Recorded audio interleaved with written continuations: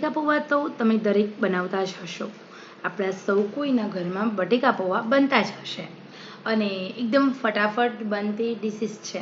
તો ચલો આજે આપણે સરસ રીતે બટેકા પૌવા બનાવીએ. બટેકા પૌવા બનાવવા માટે જાડા પૌવા લેવાના છે. એનાથી પૌવા બહુ છૂટા બને અને સારા બને છે.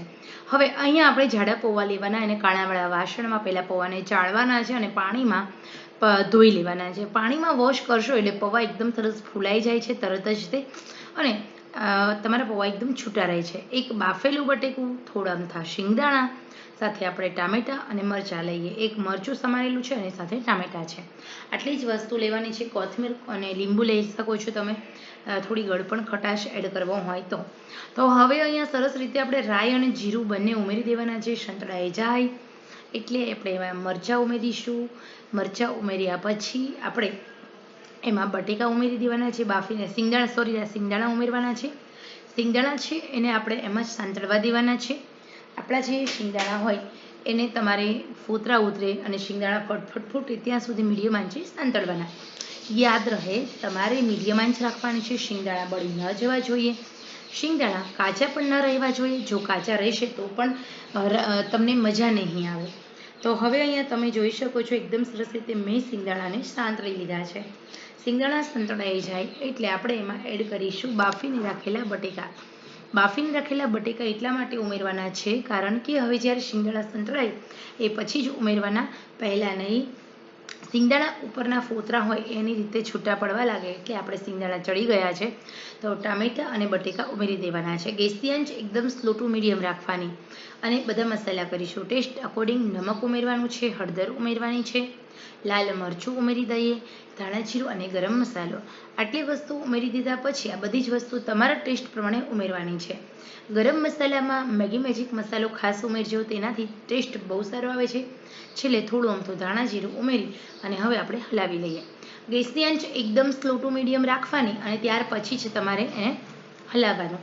1 મિનિટ સુધી આમાં સાંતળશો એટલે તમારા મસાલા બધા છે એનો ટેસ્ટ બહુ સારો આવે છે. મસાલા થોડા પૌવાના પણ એડ કરવાના છે એટલે એ પ્રમાણે થોડા ચડિયાતા ઉમેરવાના. પછી આપણે પૌવા ઉમેરી દઈએ. તમારે જો લીંબુ ઉમેરવું હોય અને ગળપણ ઉમેરવું હોય તો બધા મસાલાની સાથે સાથે લીંબુનો રસ અને થોડું ગળપણ ઉમેરી દેવાનું અને હવે આપણે પૌવાને હલાવી લઈએ. તો અહીંયા આપણા જે પૌવા હોય છે એ કરેલા મસાલા સાથે એકદમ સરસ સેટ થઈ જાય છે.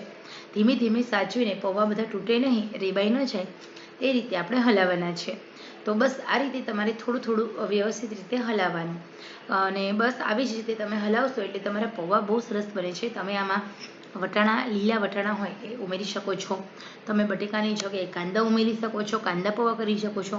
તમે એકલા ટમેટા પૌવા પણ બનાવી શકો છો. તમે ટમેટાના મોટા મોટા પીસીસ કરો અને આ જ રીતે વઘાર કરો અને ટમેટા પૌવા બનાવી શકો છો. હવે આપણે હલાવી લઈએ. પૌવા કંઈ કોરા ન રહેવા જોઈએ. બધા જ પૌવા હોય એમાં મસાલો સેટ થવો જોઈએ અને એ પછી એકદમ મીડિયમ આંચે બધું જ મસાલો સેટ થઈ જાય એટલે તમારે મીડિયમ આંચે જ પૌવાને 1 મિનિટ સુધી તળીએ ચોટે નહીં એવી આંચે 1 મિનિટ સુધી આમાં સેટ થવા દેવાના છે. બસ તમારા પૌવા બનીને એકદમ રેડી થઈ ગયા છે. ડિલિશિયસ પૌવા છે. તમે ઉપર ઝીણી સેવ અને ડુંગળી વડે ડેકોરેટ કરો અને તમે સર્વમાં કરી શકો છો. તો મિત્રો ખરેખર સવારનો નાસ્તો હોય કે ડિનરનો ઓપ્શન હોય આવી રીતે જો તમે બટેકા પૌવા બનાવશો તો ખૂબ સરસ લાગે છે. આવી રીતે બટેકા પૌવા ખાવાથી નાના મોટા સૌ કોઈને ભાવે છે. આવી રીતે એમાં પણ જો તમે વઘારશો તો બધાને ભાવશે. તો ખરેખર આજની ડિલિશિયસ રેસીપી માત્ર તમારા માટે છે. પસંદ આવે તો તમે પણ આવી રીતે પૌવા બનાવો અને ઘરના સૌ કોઈને ખવડાવો. તો ઉપરથી મેં અહીંયા થોડો મેગી મેજિક મસાલો છાંટ્યો અને હવે આપણે હલાવી લઈએ ફરી, જેના કારણે આપણા પૌવાનો ટેસ્ટ વધારે સારો આવે. તો જ્યારે પણ હું સર્વ કરવાનો છે ત્યારે દાડમના દાણા અને કોથમીર વડે ડેકોરેટ કરી અને સર્વ કરીશ. તો ખરેખર મિત્રો આ સરસ મજાના પૌવાની રેસીપી માત્ર તમારા માટે છે. પસંદ આવે તો લાઈક, શેર, સબસ્ક્રાઈબ કરો અને આવી રીતે તમે પણ બનાવો ટેસ્ટી પૌવા.